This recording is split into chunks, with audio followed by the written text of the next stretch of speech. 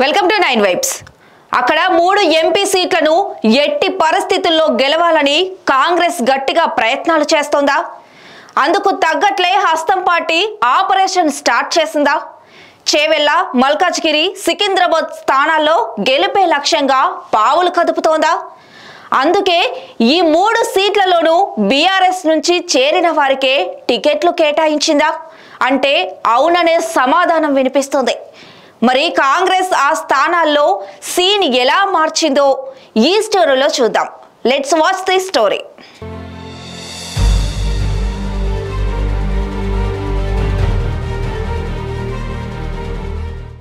భాగ్యనగరం చుట్టూ ఉన్న 3 ఎంపీ సీట్లను ఎట్టి పరిస్థితుల్లో గెలవాలని కాంగ్రెస్ శాయశక్తులా ఒడ్డుతుంది.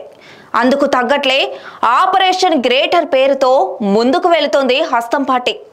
చేవెళ్ల, మల్కాజ్గిరి, సికింద్రాబాద్ స్థానాల్లో గెలుపే లక్ష్యంగా పావులు కదుపుతోంది. ఈ 3 సీట్లలోనూ బీఆర్ఎస్ నుంచి చేరిన వారికే టికెట్లు కేటాయించింది.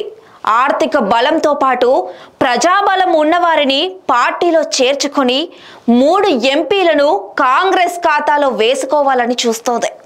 ఇందులో భాగంగా గ్రేటర్ పరిధిలోని ఎమ్మెల్యేలతోనూ మంతనాలు జరుపుతున్నారు. కాంగ్రెస్ నేతలు తాజాగా మేయర్, గ్రేటర్ కార్పొరేషన్లపై ఫోకస్ పెట్టారు. ఇప్పటికే డిప్యూటీ మేయర్ శ్రీలతారెడ్డి సహా 10 మందికి పైగా కార్పొరేటర్లు కాంగ్రెస్ లో చేరగా మరో 13 మంది హస్తం గూటికి చేరేందుకు సిద్ధంగా ఉన్నారని తెలుస్తోంది. ఇప్పటికే జీహెచ్ఎంసీ మాజీ మేయర్ రామ్మోహన్ ను అక్కున చేర్చుకున్న కాంగ్రెస్ ఇప్పుడు కార్పొరేటర్లే కాదు, జీహెచ్ఎంసీ మేయర్ గద్వాల విజయలక్ష్మిని చేర్చుకునేందుకు ప్రయత్నాలు చేస్తోంది కాంగ్రెస్. ప్రస్తుతం బీఆర్ఎస్ సెక్రటరీ జనరల్గా ఉన్న కేశవరావు కూతురు గ్రేటర్ హైదరాబాద్ మేయర్ గద్వాల విజయలక్ష్మి మారిన రాజకీయ సమీకరణాల్లో భాగంగా కాంగ్రెస్ వైపు చూస్తున్నట్లు సమాచారం.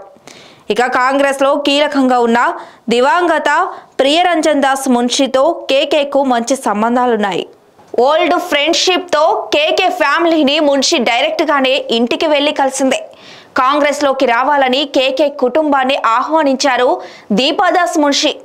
తాము పార్టీ మారే పరిస్థితి లేదని మేయర్ విజయలక్ష్మి చెబుతున్నా పార్లమెంటు ఎన్నికల ముందే గ్రేటర్ బిగ్ న్యూస్ చూస్తారని కాంగ్రెస్ నాయకులు చెబుతున్నారు.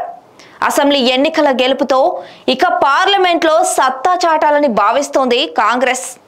అసెంబ్లీ ఎన్నికల్లో జిల్లాలో మెరుగైన ఫలితాలు సాధించినప్పటికీ గ్రేటర్ మాత్రం ఆశించిన సీట్లు రాబట్టలేకపోయింది. దీంతో గ్రేటర్ కు గురిపెట్టింది Congress party. Stay tuned to 9 vibes.